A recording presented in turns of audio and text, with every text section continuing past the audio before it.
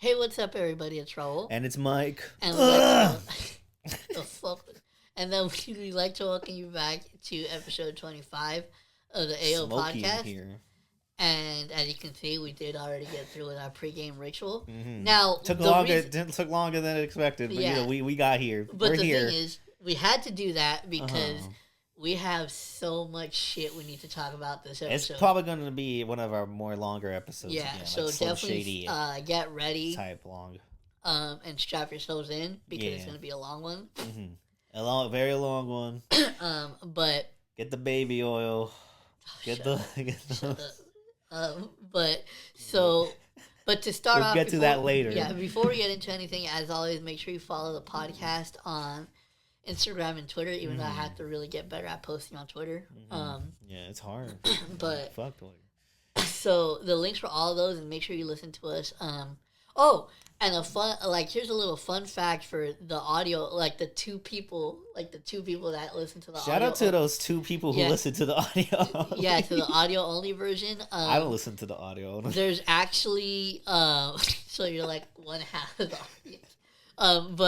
So there's actually a little error if you notice because, as far as the audio listeners are concerned, episode 20 doesn't exist. Yeah, so just go to the YouTube for that one. Yeah, so if you want to check out episode 20, it's exclusively on YouTube. I kind of I don't know what happened. I think I might have lost the audio file to that one. So unfortunately, episode 20 is not on Spotify or Apple Podcast, but if you want to check it out, it is, of course, on YouTube.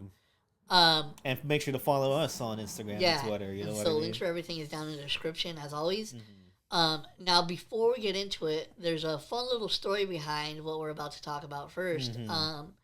We were actually supposed to meet up yesterday to record this episode. Yeah. But Mike actually had hit me up and told me that he wanted to go watch a movie instead. So as I usually do. So what movie was that, Mike? The movie that I've heard a lot about, and I was very curious to see, is called The Suspense. Wait, no, it's not that. Yeah. I also the Substance. It's called The Substance. I also took a hit right before we started recording the episode, and it's just that's why the room is all smoky because I deliberately blew into the camera, and Raul's gonna see that in the edit. It'd be just me looking at the camera. It always amazes me the shit that I remember when I'm editing these videos. Yeah, because it's it's a new perspective of the moment happening. Yeah, because I'm because legit sometimes I'm looking at some of the footage when I'm editing it, and I'm just I can't believe we either said or did that shit. But so it was a movie called The Substance. The Substance. And mind you, so he knew about it. He kind of knew about it. I didn't really know much of that other than it was gross. I was going into it completely blind. I had no idea what this movie was about or what was it even going to be about. So we actually met up with one of your homies, who watched the movie with us. We smoked out. Well, we went on a whole adventure. Yeah, so we pre-gamed in the parking lot before we actually went into the theater. We bought certain stuff to, get ready for the movie. Yeah. You got Chick-fil-A. Yeah. Made a mess in my car. Which, hey, that was only because you had to pee. I was trying to be courteous. So you're just leaving your chum crumbs in the my fucking car seat. I hate you so much, fucking chum crumbs. What the fuck are we talking about, plankton or some shit? But anyways, so we were definitely in for what? Because again, we had no idea what we were going to be in for, and so from this point on, I do want to say a spoiler alert. Spoiler warning, because there's no way to talk about this movie. There's no way to talk about our experience without getting into the movie. So spoiler alert. So if you wanna because I do suggest that you guys do go into this movie completely blind, kind of like we did, because it's just going to be that much more of a great experience, in my opinion. So if you want to avoid any spoilers, just fast forward maybe like a few minutes. Yeah. But so anyways, there won't be a timestamp somewhere. Yeah. So anyways, we finally get our seats, and we're in the theater, and the movie starts, and it starts off. You meet this lady whose name is Elizabeth, and she's like one of those famous fitness instructor people that's on TV. Yeah, she was like very famous in the 80s. Yeah, and now. So like it's fast forward to the present day, and she's obviously gotten a little bit older.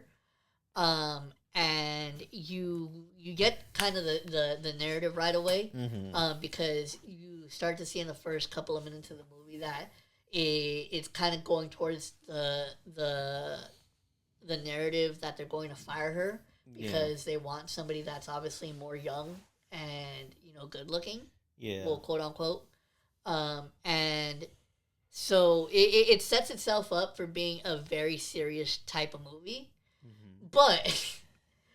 We get into it, and there's a scene that happens where she's having lunch with one of the producers. Played by Dennis Quaid, who I've never known to be that funny in a fucking movie. I've seen a few Dennis Quaid things, I'm not the biggest fan. Holy shit. So the guy, his character's eating shrimp. And the fucking camera angles that they used for this entire scene That was the moment where I was like, okay, I don't think this is going to be as serious as I thought. What I like about it too, because like you just 2 big bowls of shrimp, and it's like the sauce is everywhere, and he's so gluttonous about it. It's just like we're noticing these little things about him that just make her also disgusted. You know what it made me think disgusted? Yeah.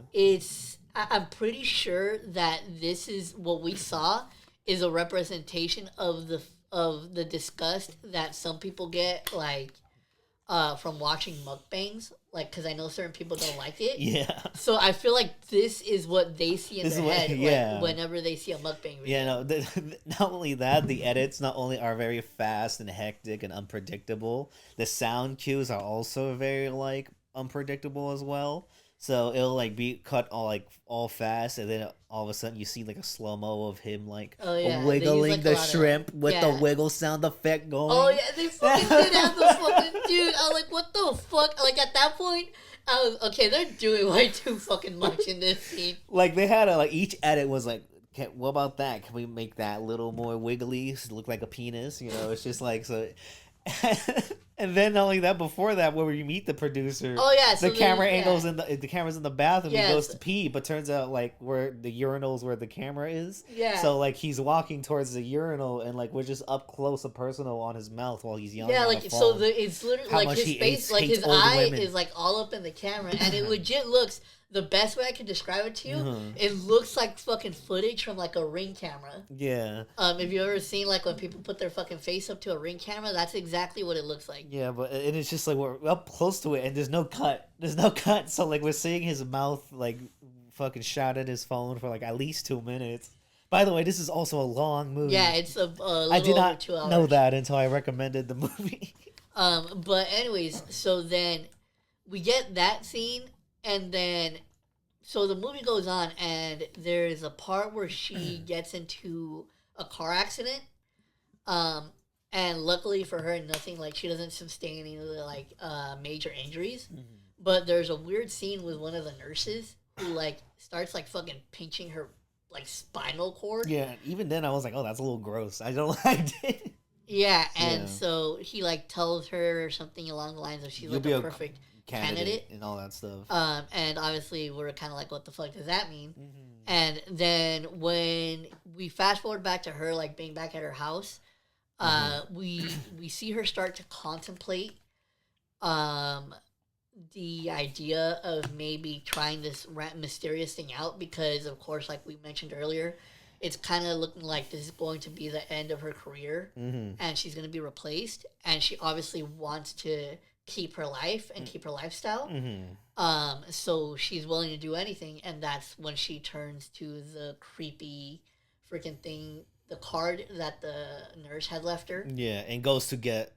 And mind you, she fucking goes, and I'm like, the whole time that I'm seeing her, when she gets to like the fucking sketchy ass place, with the door that doesn't fucking even open. It's like opens halfway. It's like a little fucking corner alleyway. Yeah, under, I was like, at this point, I'm like, how, like, the first thing that would come to my head, especially as a woman, I'm gonna get fucking assaulted. Yeah, this is not a place. You might have to censor yourself, but like, this is not the place to be. I mean, I said it properly. Oh, okay. That's when you say the other ones. Yeah, it's when words. You say the R word. Yeah, like, okay. Yeah, that's why I purposely said that. There are a ton of R words you can't say. You know, it's like, well, I mean, there's only 2 that I know of. I guess I know a little bit more than you. I'll share that. I'll share that. There's only 2. I'll share that knowledge after the podcast. You know, that's what we do after the podcast. We exchange slurs. Listen, let's keep on track. Let's keep on track. So she gets there, and there's like a room that's like all lit up, and it's all white, and it has like safety deposit PO boxes. Yeah. And then she gets her substance. Yeah, and then so she gets like this whole fucking kit with like a bunch of syringes and like fluids and shit. Yeah. And she gets a bottle with which is what's known as the substance. Mm. And it says specifically on the bottle, I want to point this out because it's important later. Mm. It specifically says on the bottle that it's for single use only. Yeah. And then also it's explained through a bunch of different cards that she gets in the package that it's essentially not going to be creating a new... It's going to be creating a new form of herself. But it's still like the same But it's still attached to her old self. Mm-hmm. So there's this whole kind of like rigorous process where she has to switch on and off every 7 days, I think. Yeah.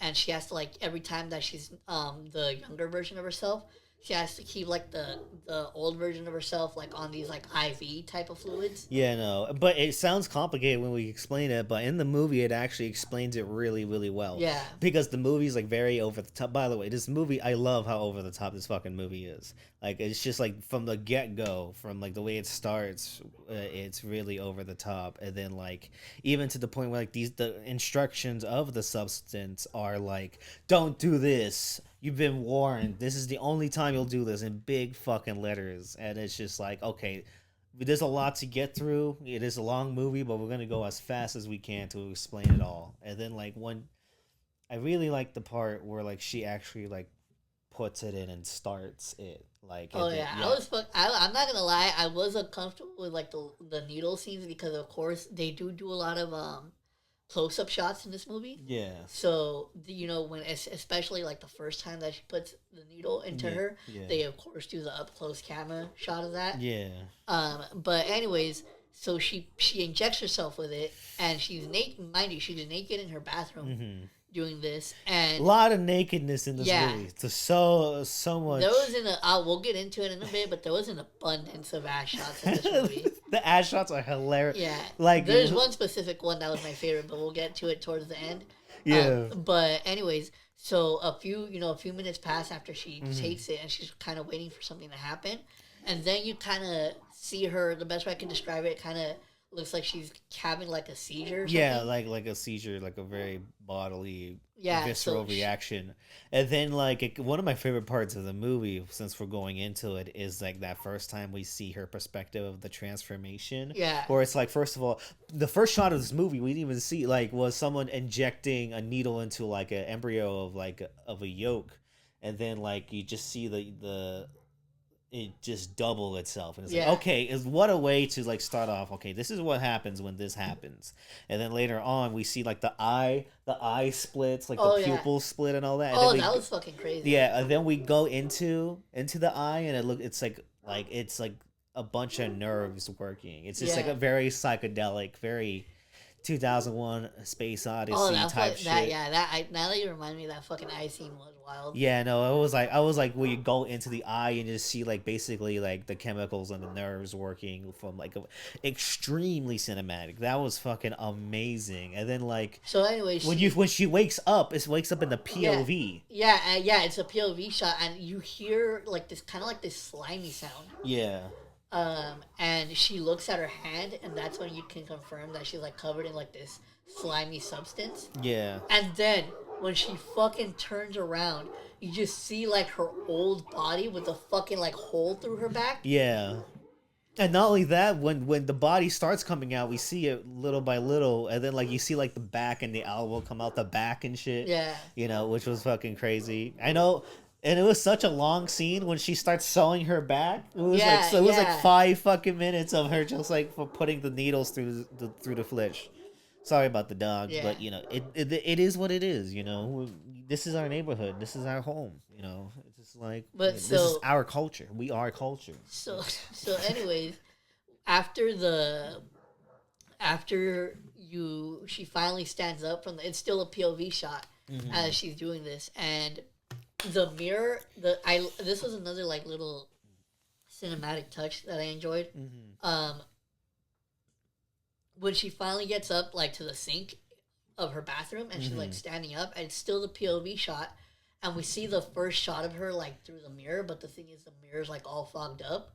Yeah. So then we see her, like, approach the mirror, and she wipes it. And it's her younger self. Yeah, and it's, like, a younger version of herself. Yeah, no, that's all crazy. And then with that younger version of herself, because it is a long movie, so we probably have to skip through real quick. Yeah, so we're not gonna go throughout the whole thing. But like and then she starts getting famous, and then like her new show comes up. You know, Pump It Up. Yeah. And then like once it starts, it's just now when you talk about. When you talk about, you know, and we already saw like a lot of like up close nudity and all that stuff, you know. But it was mainly ass. Like, it was a lot nudity, of. It was mainly ass. Yeah, you know. I mean, like we there's also a bunch of tits, which we'll also get into later because tits are important. Oh yeah. And you know, so especially one. Yeah. But you know, and then her show is very aggressive and let me just say this was when take your parents. This is when I started to catch on to how many ass shots are going to be in this movie. Because the whole time when they're shooting the scene of her filming her video, it's just all literally like because the thing is the main focus of this movie is centered around like body image and beauty standards. Yeah. So there's a lot of like body shots and stuff like that, but it's mainly ass shots for some reason. And she has this whole twerking program basically, and the cameras there's like and not only that, you see I love how like all the men in here are so fucking like gross and like ass stereotypical, but like it's so slimy, funny like producer. Bro, her neighbor was fucking her fucking neighbor. He's like a little like a balding Eric Foreman looking. Yeah, and so like so this is what happened. This is how we're introduced to him. So obviously she's staying in her apartment even as the younger version of herself. Yeah. And so when she's in the younger version of herself, the neighbor's like knocking because she was making a lot of noise because she was creating a secret door, like in the bathroom to keep her like body in. Yeah, so she like, and then the dude comes to interrupt her and be like, "What the fuck is all this?" But like she looks at he thinks that it's the old lady that's living there, or the older lady version of herself. Yeah, you know, and then like she comes out and like he does the most least charming like pickup lines I've ever heard. I wish I could remember the fucking lines. I don't fucking remember them, but they were fucking so stupid with his little dance too. That was fucking funny. Yeah, but the way he portrays like the producer character, how he's portrayed is fucking funny, and like even like how we see like the really fit like skinny like women, and then the back of the camera is just like these gross looking men and shit. Yeah, like really funny. But it was also really cool kind of to point out too that went with a lot.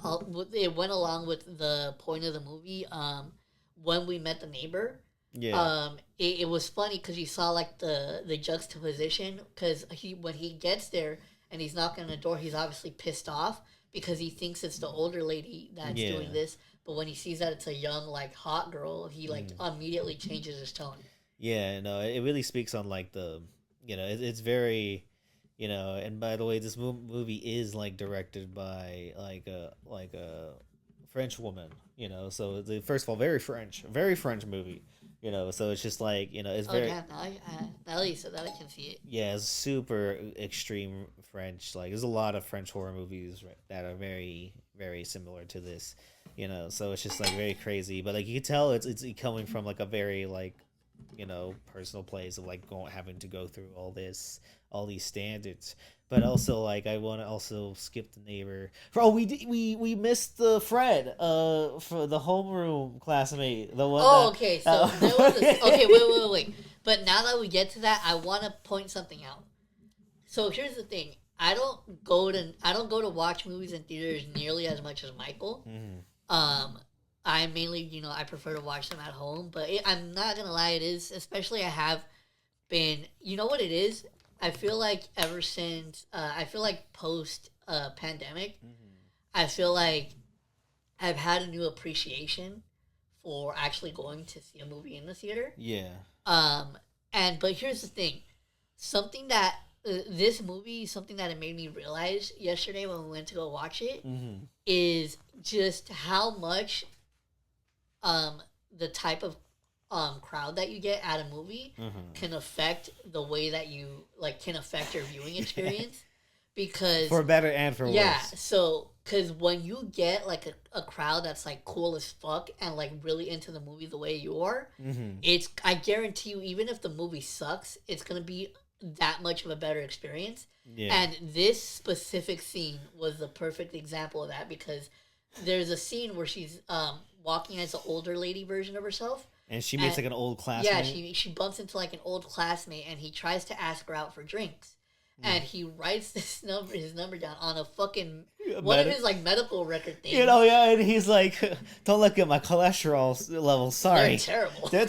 Yeah, and so he's like writing his fucking number down on like his personal medical file. Yeah, and then he's gonna hand it to her, but he drops it, and it falls in like this disgusting ass like puddle water. Yeah, and he goes to pick it up, and as soon as he picks it up, audibly from the theater that we were in, all you hear is somebody go, "Ew!" And I tell you, I fucking almost passed out laughing. I didn't know that was. I thought that was in the movie. That was. I thought that was. That was when you told me amazing, it was in the theater, I was like, "Oh, that's funny." That's really that was funny. Fucking amazing, and that's what I'm saying. Like just little things like that happen in moments like that. It just makes the experience very much.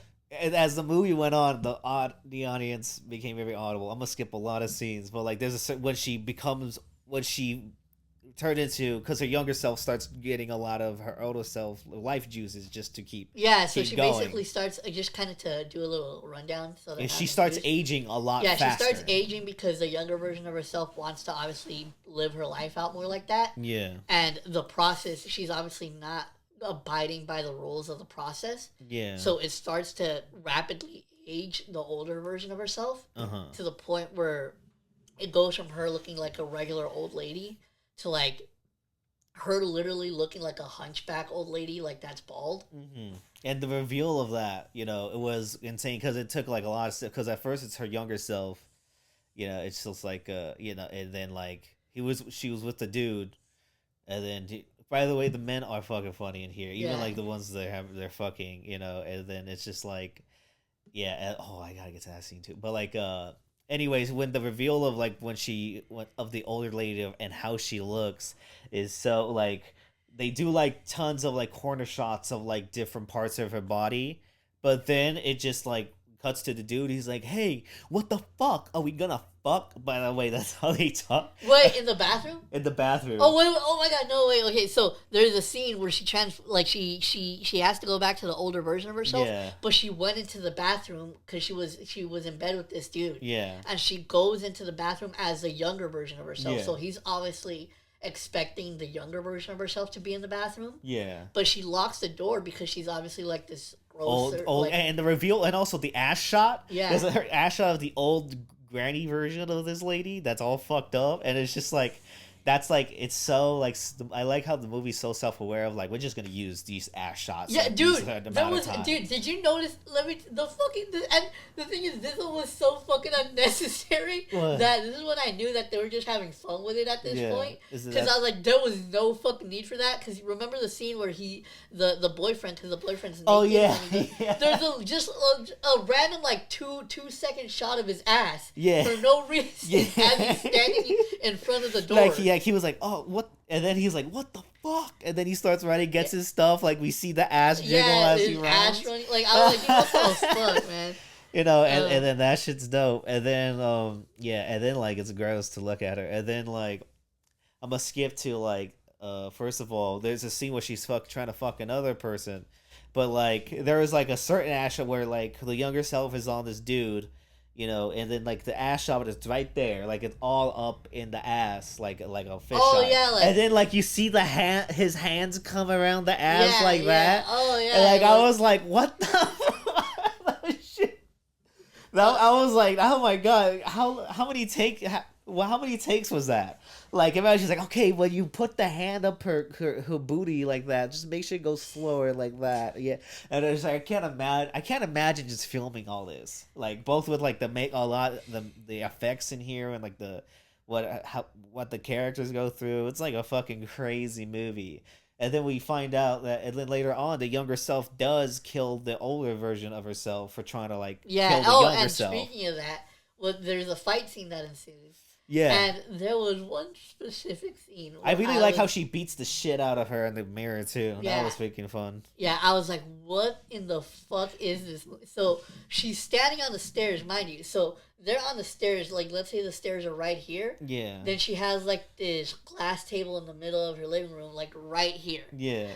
The fucking younger version of herself kicks the older version of herself. But and it's like she a fucking just goes flying all the Captain way, like, America like kick. right through the fucking glass table. And like, what the fuck is this? Like a fucking Marvel movie? Yeah, like a fucking Marvel movie. Like what the fuck? Like why? Like that was so. Like that was legit so unrealistic. Like you would not. Like why the fuck did she fly back that far? It was really far. Like.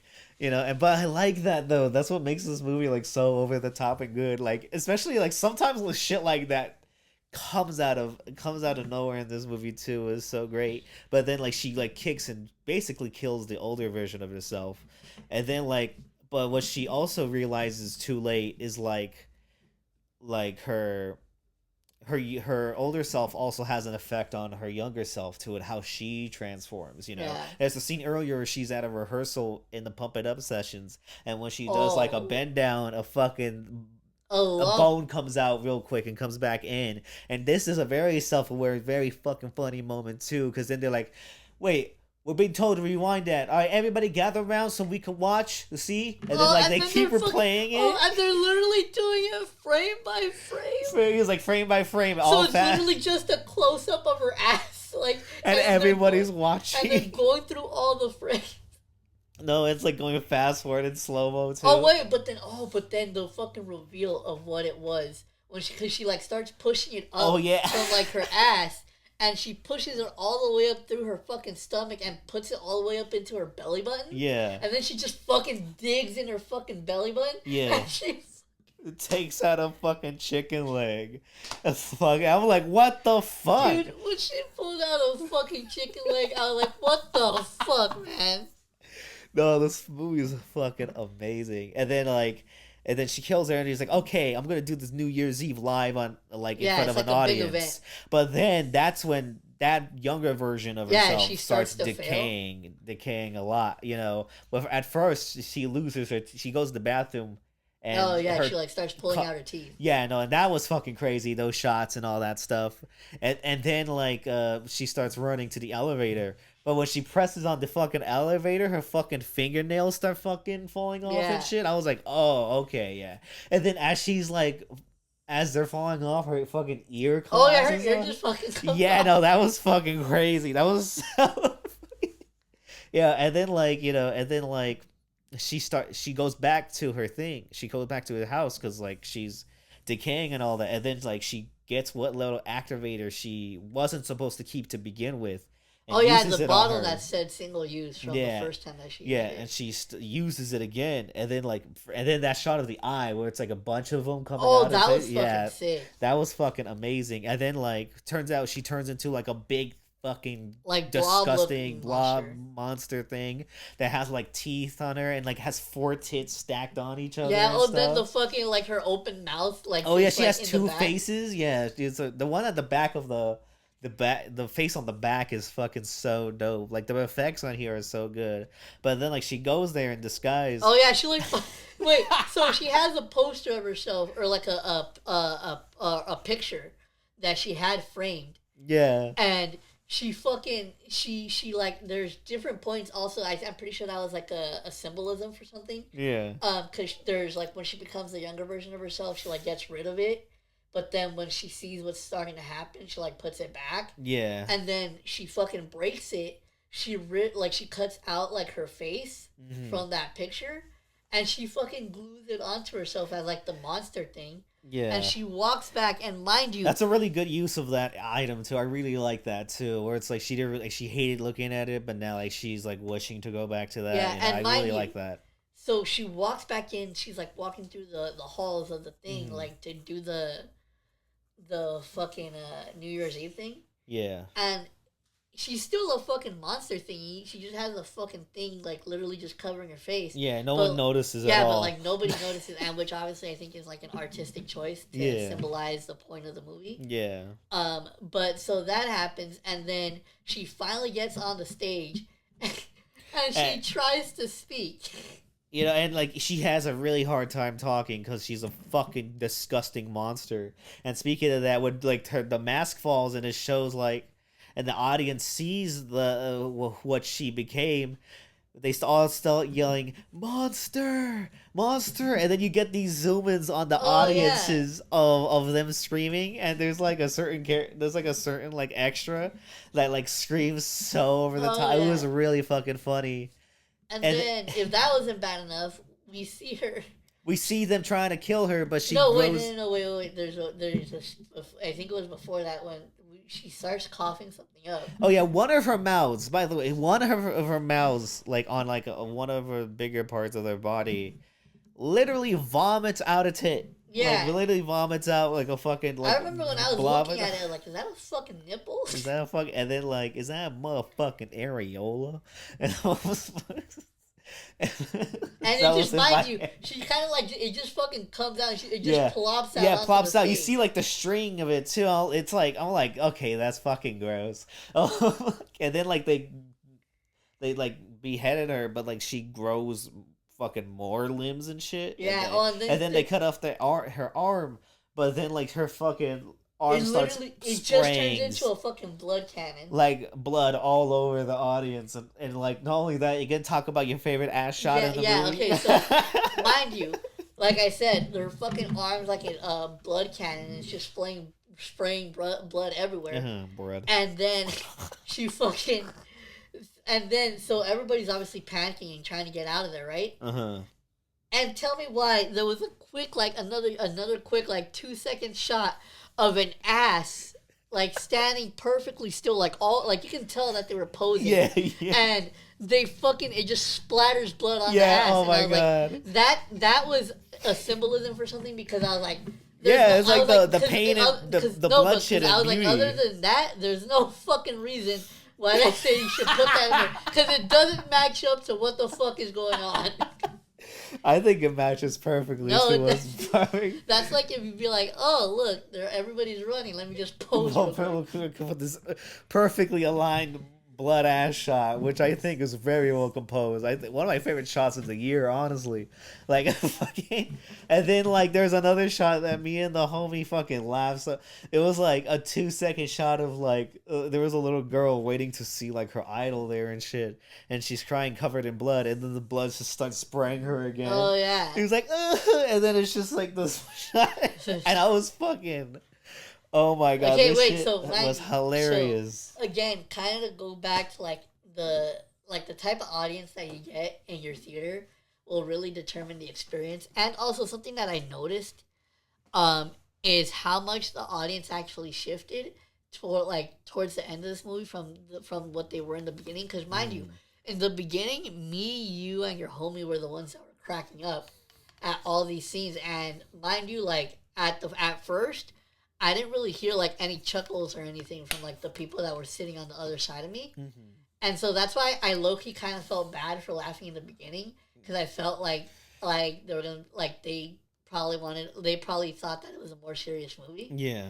But you can tell by the end, when, like, the blood cannon shit's going on, the fucking lady that was sitting next to me is just cracking the fuck up. Yeah, no, that blood cannon scene is so dope. It was like some fucking, like, Dead Alive, some, like, Peter Jackson, Sam Raimi. It reminded me of David the fucking Cronenberg. The final scene from the Evil Dead 2 remake. Yeah, it's just like so it's just like pure, and it feels like a movie if like 80s filmmakers would make. You know what I mean? Like it comes from like that like really practical body horror like era. It's just like it's very visually like stunning in a very gross way, and the blood, and then like she starts running out, and then her leg explodes, then like she falls and her body just explodes. Like, just like all the parts like just. So but then we see something moving, and it's like her face and a giant brain moving onto like the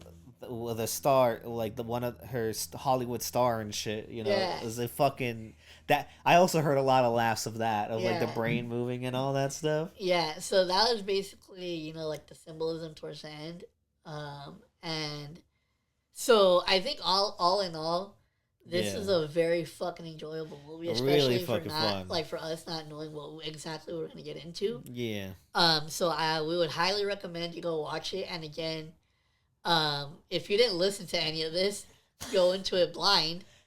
But I know. I like how you go into it blind, despite us just spoiling the shit out. Yeah, but if you watch it again, if you took my advice earlier, you would fast forwarded. So you wouldn't have heard any of that. But yeah, go into it. But yeah, if you can, try to go into it blind.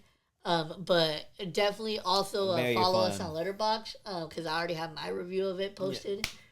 Yeah, you gave it like a 4 out of 5, right? You really enjoyed it. Really enjoyed it. I gave it like a 4.5, like a 9 out of 10. I really fucking from the get go. I really enjoyed the fuck out of this movie. I did have to pee real quick during a certain scene. But like when I see it again, I'll make sure try not to pee, So it's just like, I love this movie. I'm definitely gonna go see it again. Try to get other people to go see it. So, speaking of like that shrimp scene and people eating things, huh? Let's get into the debate. What the hell is Diddy doing? No, I said people that are eating things, not Diddy. Oh, I mean. Oh, I was about it. Okay, you saw where I was going with that, right? Okay, all right. I'm glad you were like, nope, just stop. No, okay, my brain was working overtime. That that. But okay, so getting into Diddy. The debates. Debates. Oh, that's where you were going. You didn't hear me? I literally just clarified it for you like 2 seconds ago. Oh my god. That was a horrible transition. Well, leave a comment below of like who fucked up, me or him. Hey, I literally just clarified 2 seconds ago. Like I was like, who's eating Diddy? I'm pretty sure there's people eating out but Diddy. When you told me that, I was like, dude, I said debate. Yeah, okay. You said I didn't hear anything. All right, just cut this out, editor. Anyways, debate. Right here. The editor's right here. Editor, you now is not editor. You later's editor. All right.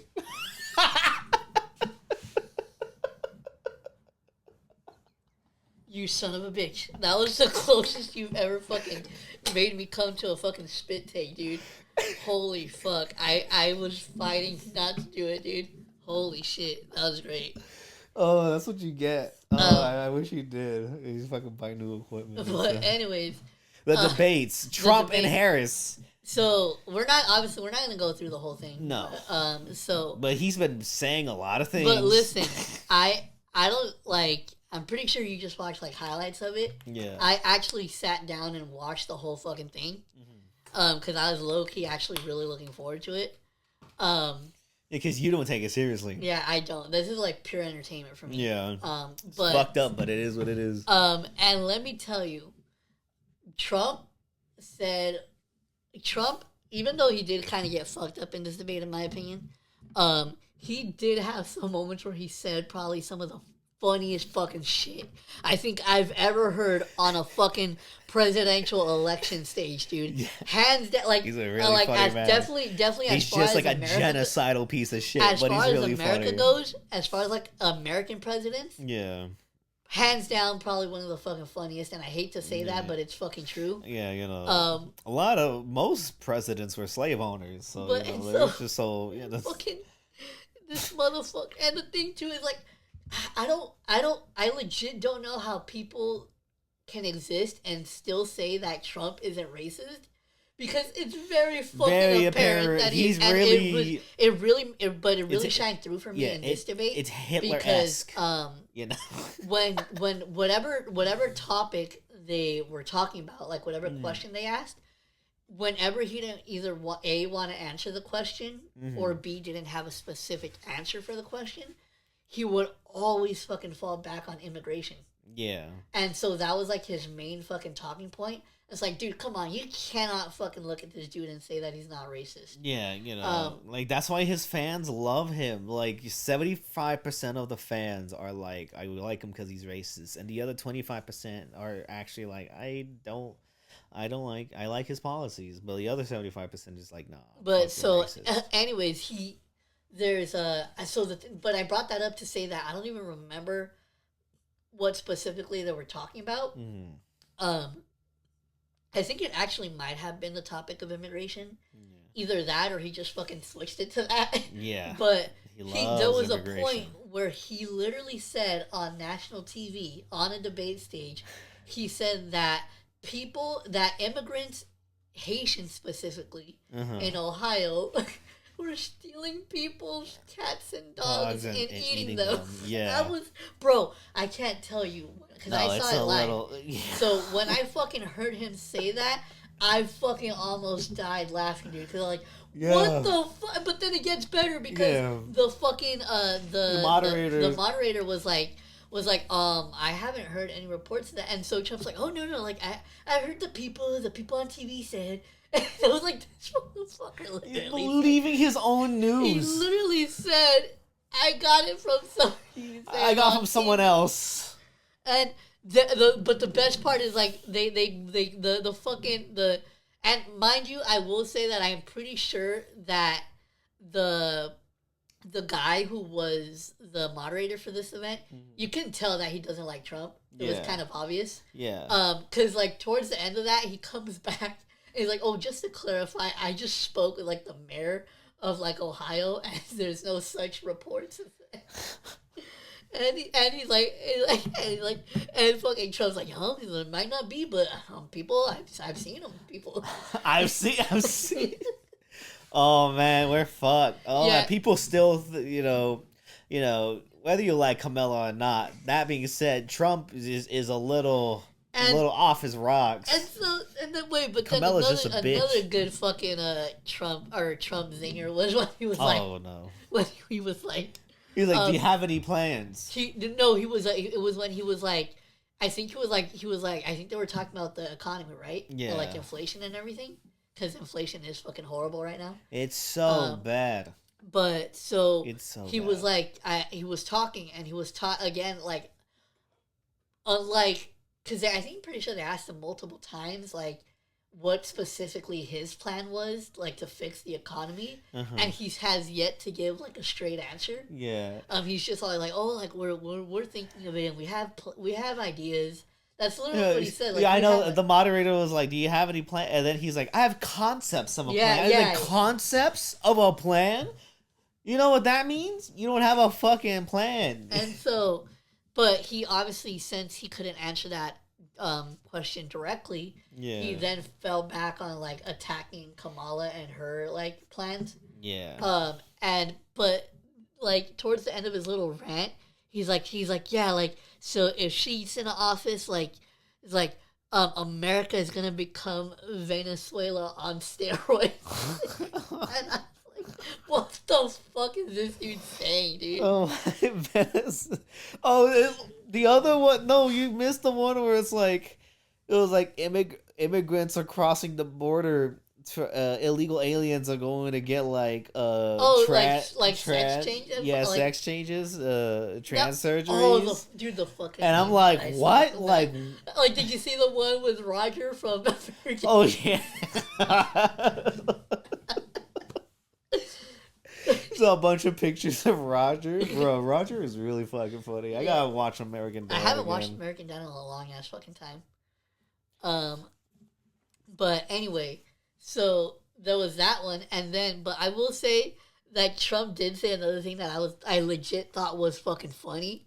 Mm. Where um, I forgot what they were talking about, but he said something along the lines of like we have.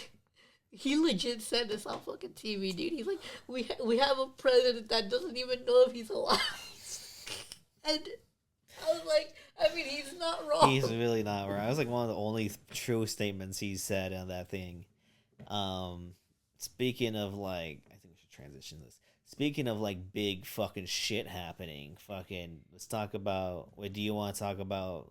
The Diddler. Yeah, let's go ahead. Let's talk about the Diddler and all that stuff. So, if you haven't been living under a rock, you most likely motherfucking Sean Combs, the owner of that Pete, one vodka. Pete, I don't think he's associated with them anymore. Oh yeah, I'm pretty sure he's not. But so yeah, P Diddy was recently arrested in New York.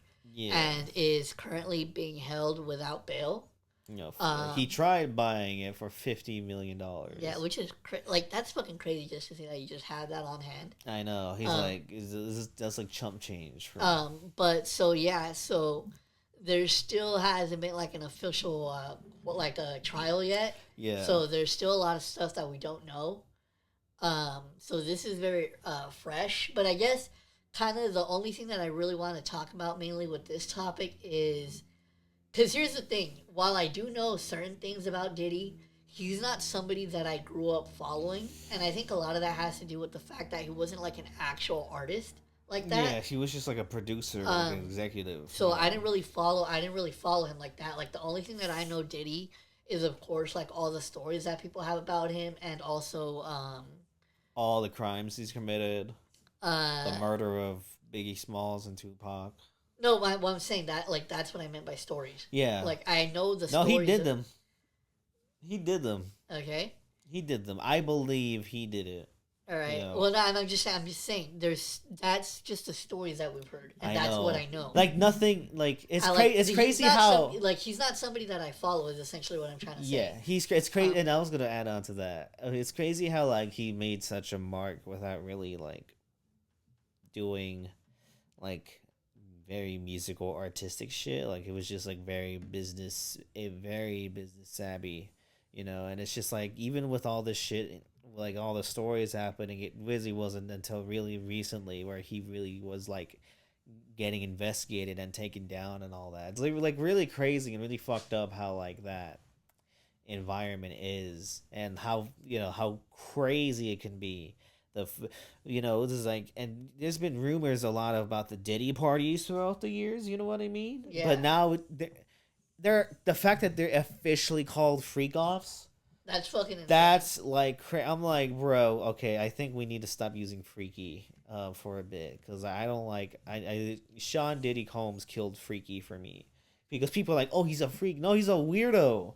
Like, he's like, oh, he's being freaky. Motherfucker, he was doing a lot of things to a lot of people in there. You know, it's just like, the fact that he put allegedly the car bomb shit is fucking crazy. Yeah, and that's actually one of the that's something that's being investigated. Yeah. But, so anyways. He tried to kill Kid Cudi in 2011.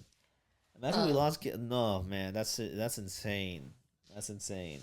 And obviously one of the bigger highlights too is they found 1,000 bottles of baby oil and lube, and I'm just like, imagine like you're breaking it down the door and like you're a cop that sees just.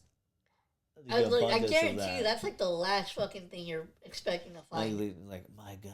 It's just like stacks. Like, how big is the room and how much? Like, how? Like, did he have a like certain closet for it? Or yeah, like it had to be like a big room to keep it all in, right?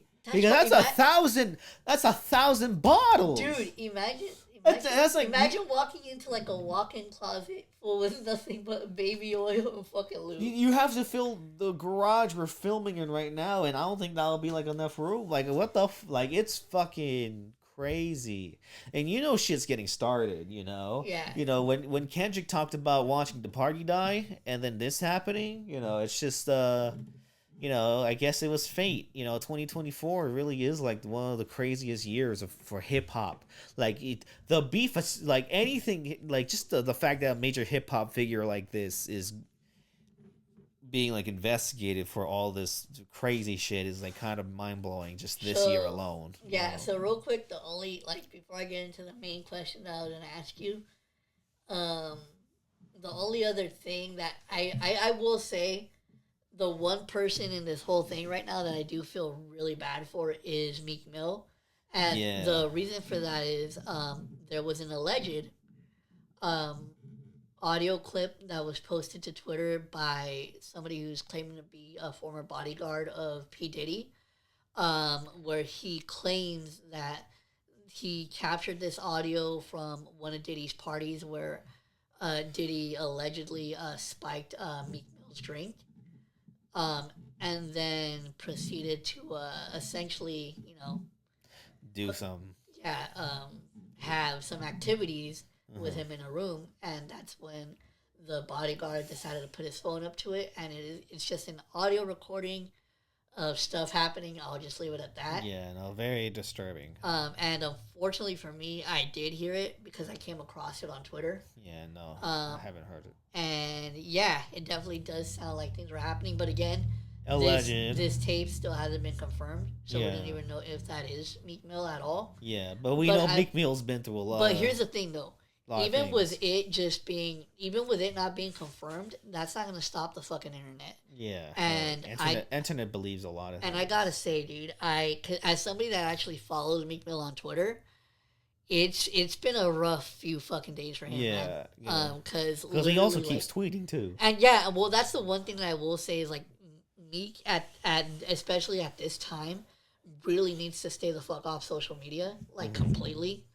It's not gonna because literally, like, I've been seeing all his fucking tweets recently, and all the fucking replies are about like the Diddy shit. Yeah, no, it's very, very crazy things are happening this year for and a lot of different scales, and this is the craziest part, But I guess my main thing that I would ask you is we are watching the party die. Since there's still not there's still hasn't been a trial, so there still hasn't, like, official stuff hasn't come out yet. Mm-hmm. So I will say, knowing, obviously, like, going off of all the stories that we've heard over the years about Diddy, if he actually, like, goes to court and, like, has to face trial for all this shit, he needed to be like, Trump was on my party, Elon Musk was on my party. No, that's what I was gonna say. What do you think, like, Epstein? Who do you like, Nicki how many, Minaj. like, what, like, how, I guess essentially what I'm asking is how big of a backlash backlash do you think this is going to get, like, especially with people who were allegedly involved with these sort of activities? It's going to be big. Like, I feel like if this goes the way we're hoping to go, if, like, Diddy does out of nowhere, it's just like, yeah, oh, shit. It could go to a lot of different places, because there's, like, alleged things of, like, Beyonce and Beyonce and Jay-Z being there, it's just like, it's like crazy shit.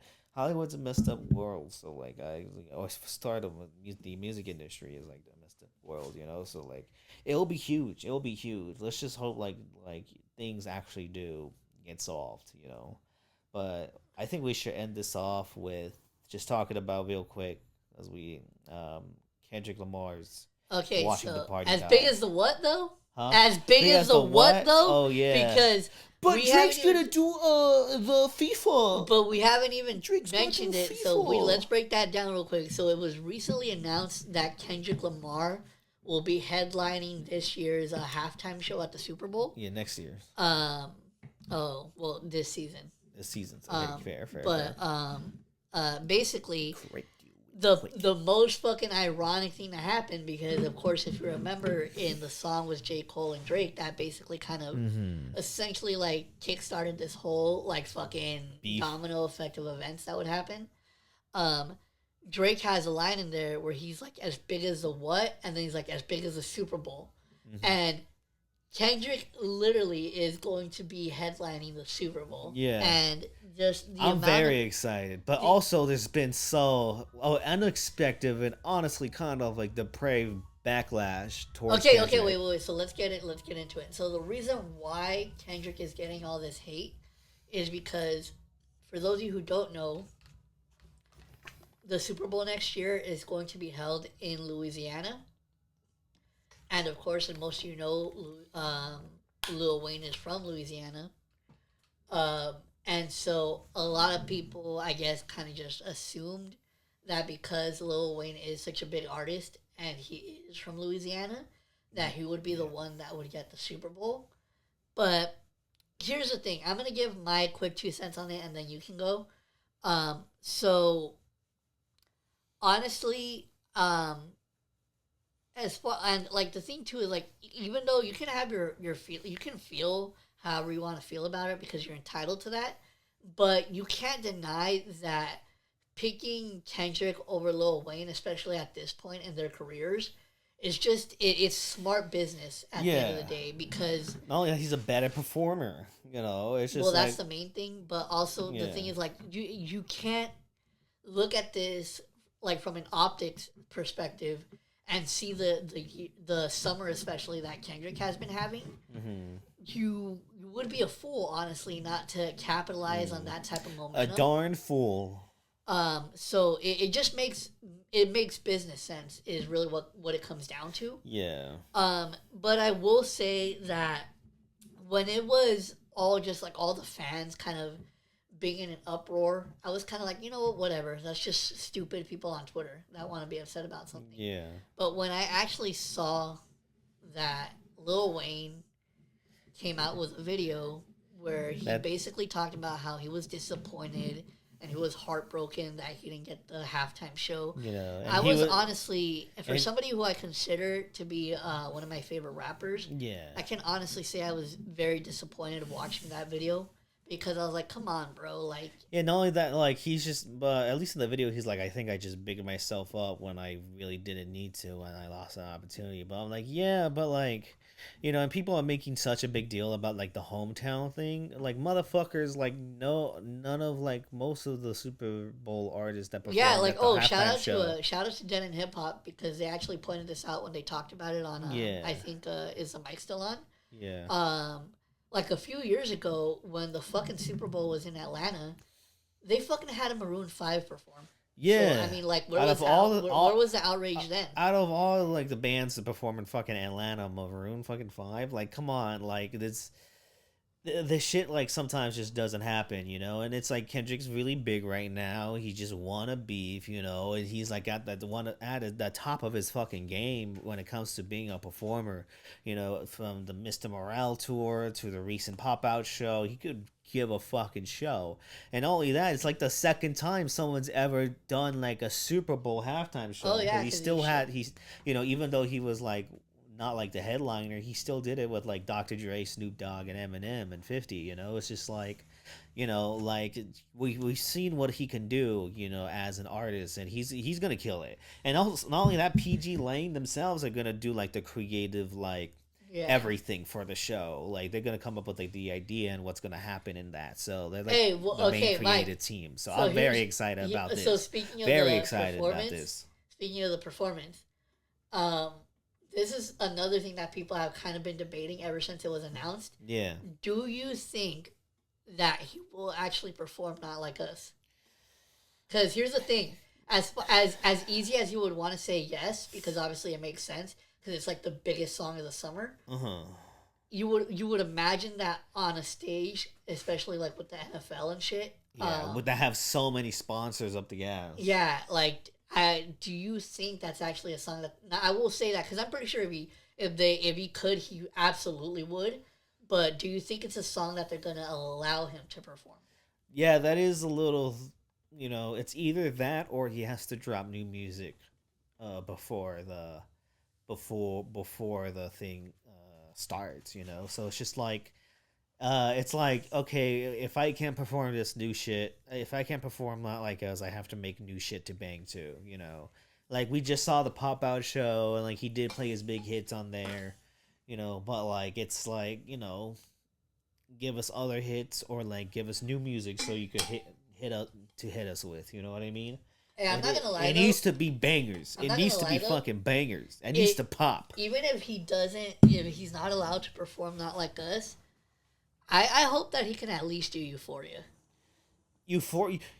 I think there's a higher chance of Not Like Us more than Euphoria in the halftime show. Wait, why? Well, Euphoria is like a 6-minute fucking song, and I mean, he doesn't have to do like the intro.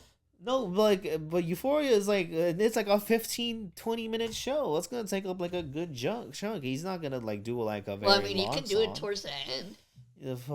You think he's gonna end the halftime show with Euphoria? Like, no, that's like, I love Euphoria to death, but he can't end it like that, So it's just like, So imagine he just fucking came out and all you hear was "Dear Adonis." I thought he was gonna do that at the pop out. I legit thought he was gonna do Meet the Grams. That would be some next level savagery. I know, and then like the daughter comes out. Oh man, but we're excited about this. Yeah, we're very excited about this. Fuck Lil Wayne, fuck Nicki Minaj, fuck her diddler husband and her diddler brother. Fucking yes. Yeah, I'm not gonna lie. Nicki Minaj has really fallen off. And but her music's still good. No, like, bitch. It's almost no, it's sad. Not. Like, it's kind of sad, like how because she was one of the most hyped rappers to ever come through in the 21st century. Started out on a fucking high. Bro, ever since that, like the mixtape shit, Cash Money, and then on Beautiful Dark Twisted Fantasy, that monster, her verse on Monster is like goated. Like, it's fucking below to the monster on the bam pump pump and that flow and shit. Yeah, I'm gonna clip that. I love that song so much. I completely forgot the lyrics. So yeah, Kendrick will be headlining the Super Bowl. But now, speaking of even more Kendrick, he recently dropped a new track. Watch the Party Die. And which has been titled Watch the Party Die. And so, mind you, the way that this happened is he just randomly posted it on his Instagram. IG. And all he posted for the picture was like a close-up shot of some like really beaten up Air Force One, black Air Force Ones. That's how you know it's gonna be like, oh shit. And yeah. Quick review of that track. That shit is fucking hard. Yeah, it's essentially kind of sort of along the same lines as like 616 in LA. Yeah. Like it's a more like laid back type of track, but he's like still obviously saying about like talking about stuff. He's still spitting. So in that track, the kind of like the alleged shots that were taken. Yeah. Not just Drake, but just the entire industry standards. And yeah, but then it was also specifically to I'm pretty sure because a lot of people pointed out that it could relate to more than just this one person, but I think that he might have also taken indirect shots at academics, especially when he said for sure, like Academics, Maul, like all these fucking Drake dick writers that just disgust me. It's just like as human beings, it's just like just being like. Oh, dude! And speaking of that, then like it was. And the stream after that, fucking a homie of Academics was like, "Fucking, do you know what you do?" And that's what I was gonna. How he did, and you just see Academics like wanting to cry, but he my friend. That's what I was gonna fucking tell you about right now. That's what I was gonna fucking tell you right now. Like that fucking video of his friend literally trying to explain to him how Drake's not his friend. Yeah, I know. And he was like, "What does he do to you?" He's like, "He gives me info." It was like, "So the fuck." And then like one of the people on Twitter was like, I got backstage passes before fucking Academics. Damn. Oh my god, it was fucking fun. I'm like, damn, Academics does live like a sad little life, eating his DoorDash and stuff, But so yeah, that was a really dope track from Kendrick. Yeah, really, but then it did still shake up things and kind of predicted the Diddy shit. Yeah, so. It did. But you know what? I want to point out real quick because I thought that this track was also really dope. So in that track, Kendrick mentions a Christian rapper by the name of Lecrae. Mm-hmm. He has a line where he says, "What would Lecrae do?" I wonder what Lecrae would do. I fucked that up. So sorry. I was like, sound like the monster from The Substance. But so, Lecrae made a response track to Kendrick's track, And I gotta say, it's definitely a track that I recommend you guys check out because it was a really dope response. It's a really dope one. D1 made one which is also good, but I also like Lecrae's better. Yeah, I definitely did like Lecrae's better. But just those two tracks too. So there's still a lot of like this fucking. I don't see this Kendrick and Drake thing like dying down anytime soon. No, because Kendrick wants to be a fucking villain for no reason. He thinks he's an anti-hero. He's still a villain. Like it's probably like Mr. Freeze is less evil than the Joker, but Mr. Freeze is still Mr. Freeze. Yeah, y'all need to calm your titties. Like I hate the Joker, but I want to party with Mr. Freeze. That's how. You want to party with Mr. Who? Mr. Freeze. Oh. I was like, fuck it, dude. Like, you know, like Kendrick's like evil instead of freak offs, you'll have freeze offs. Okay, that's the cute. You think that's the cute? That's the fucking cute because that was fucking stupid. But so no, yeah. So Kendrick's definitely being a villain, and I cannot wait to see what happens more with this shit because it's definitely. Hey, Mike. Another thing that people have been speculating. Do you think that he's gonna be super petty and fucking? Cause you know, I think Drake's birthday is fucking next month. Yeah, he's gonna drop a track. I'm pretty sure he might. Knowing Kendrick, he might fucking drop a track next month. Fucking fart in the mic and send it to him. Okay, so moving on. Kind of to wrap this, what has been a pretty long episode. Yeah, a very chunky one. You know. So. Cannot wait to see what happens with the Kendrick news, but there's still more to come. So now to wrap it up, let's get into our recommendations. I'm looking for one. All right, so mine is going to be. I'm actually gonna go do something different. So fuck with that. Sound like a fucking wolf transformation. You think like a stoner wolf? You're like, oh, just fucking. I thought like usually with wolf transformations it was screaming shit, but like not like a yawn. You're like ugh, and then like you fucking shut up. Yeah, shit. So my recommendation, I know that I've been mainly only sticking to hip hop with my recommendations, but today I'm actually gonna switch it up, and I'm actually gonna go to alternative rock. Nice. And funny enough, this was actually a band that one of my sisters put me on to about maybe 10 or 11 years ago now. And funny enough, we actually ended up going to one of their concerts, which was really fun. But the band that I'm going to be recommending today is the 1975. And I'm going to be specifically recommending their 2013 self-titled album. Because I actually haven't listened to that album in a long, long time.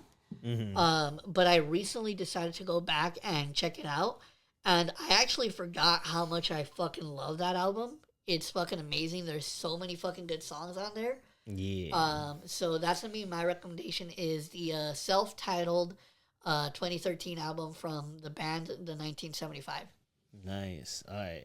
I'm gonna keep it hip hop. I'm gonna recommend a classic. Actually, it's over 5. It's like a little over 5 years old now. It's actually kind of crazy because I remember this coming out and this being one of my first introductions to this artist. Actually, that's Freddie Gibbs and Madlib's Bandana, which is like I can't believe it's 5 years old because I remember when this album dropped and I recently re-listened to it because I re-listened to Pinata and that's always been my favorite Freddie Gibbs one. But I re-listened to Bandana. And bro, yeah, no, that's a classic right there. It's like all the tracks are fucking amazing. It has one of the best Pusha T features I've ever heard with Palm Live, or whatever the fuck the song's called. Speaking of Pusha T, that fucking Clips album's gonna be amazing. Oh yeah, I'm very excited for that. Yeah, and Yasin Bey, Black Thought. It's fucking this album, amazing production by Madlib. Flows, Smooth Butter for Days by Freddie Gibbs. Bandana, very classic hip hop album of the 2010s. And you should re-listen to that album too. That's a crazy fucking amazing hip hop album. All right, so that's my recommendation. So that's gonna do it for us. That fucking ends it. Fucking follow us and fucking like, comment, and fucking subscribe. What the fuck are you doing? Like, fucking comment and fucking subscribe. Follow fucking us on our fucking Instagram. Goddamn, like, shut up. Let me give a proper outro. But anyways, we hope you guys. Cocks too. But anyways, we hope you guys enjoyed this episode. And again, links for all to follow us and the podcast are all down in the description. And we hope you guys enjoyed, and we'll see you on the next one.